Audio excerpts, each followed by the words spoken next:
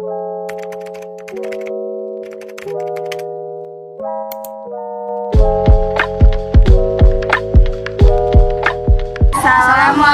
warahmatullahi wabarakatuh. Perkenalkan, nama saya Dovina Ramadhani. Perkenalkan, nama saya Dina Nindya. Perkenalkan, nama saya Nuraini Hashim. Perkenalkan, nama saya Fatimah Fianti.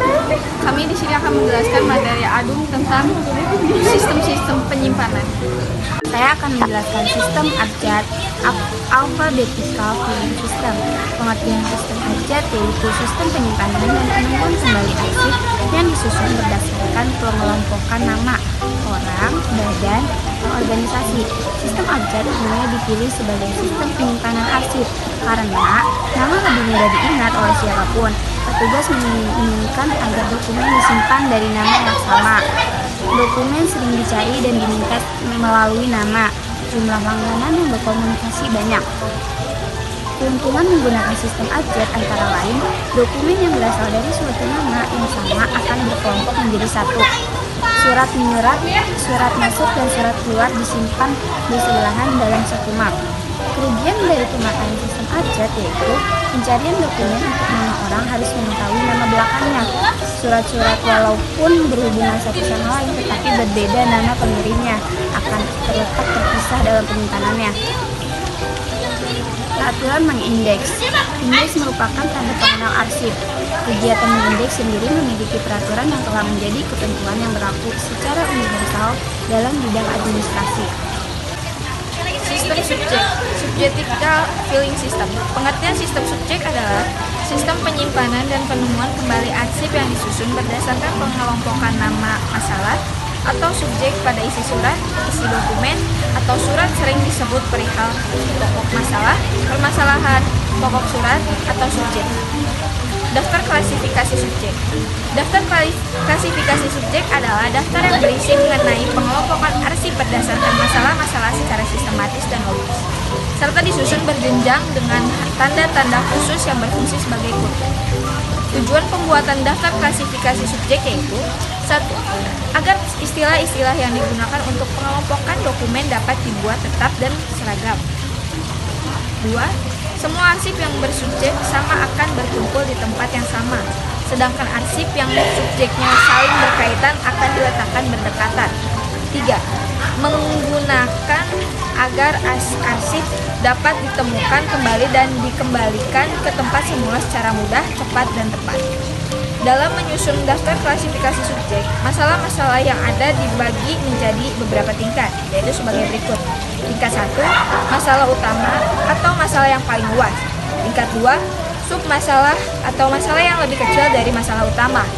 Tingkat 3, sub-masalah atau masalah yang lebih dari sub-masalah. Sistem tanggal atau chronological filling system.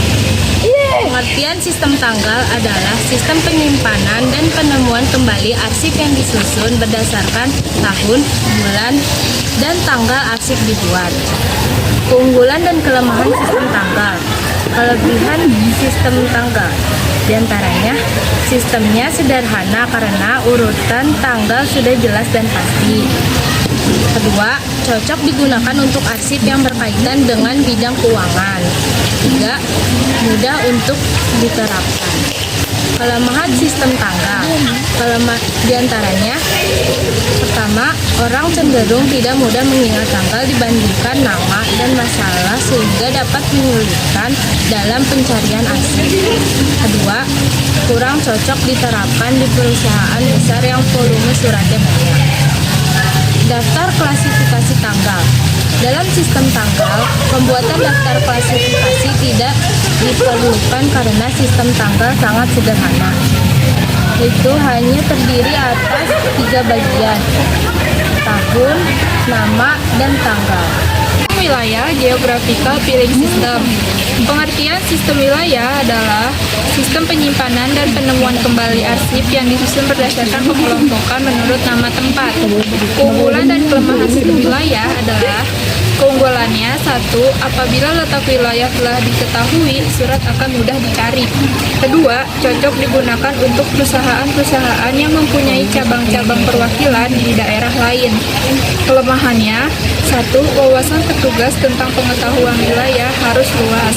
Kedua, terkadang penulisan alamat di dalam surat tidak lengkap sehingga membuat petugas kesulitan dalam mengelompokkan dan menyimpan surat.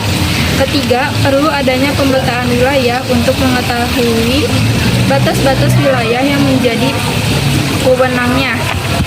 Daftar klasifikasi wilayah. Daftar klasifikasi wilayah memuat pengelompokan wilayah menjadi wilayah utama, subwilayah, dan subwilayah. D. Jenis-jenis peralatan dan perlengkapan dalam sistem wilayah. Yang pertama, filing kabinet. Yang kedua, grid.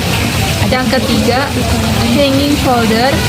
Yang keempat, kardex. Yang kelima, kartu indeks. Sekian materi yang bisa kami sampaikan. Semoga bermanfaat. Wassalamualaikum warahmatullahi wabarakatuh.